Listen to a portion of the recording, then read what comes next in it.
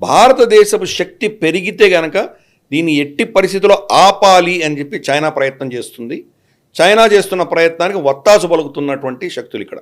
నేను చాలా క్రిస్టల్ క్లియర్గా చెప్తున్నాను, Congress party especially Rahul Gandhi is completely Chinese asset. చైనాకు వత్తాసు పలికేటువంటి వ్యక్తి. అతని చరిత్ర అంతా కూడా గత 10 ఏళ్లలో తీసి చూసామంటే అన్నీ కూడా ఇటువంటి స్టేట్మెంట్సే.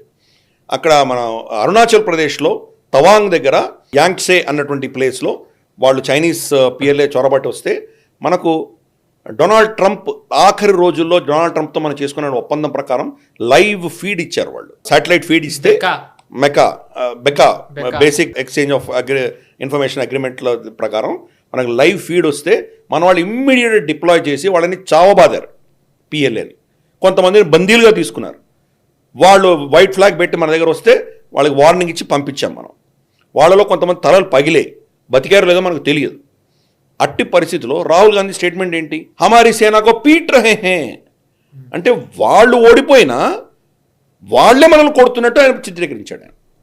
సో ఇటువంటి చాలా గల్వాన్ ఘటనలు ఏం జరిగాయి చూసాం మనం.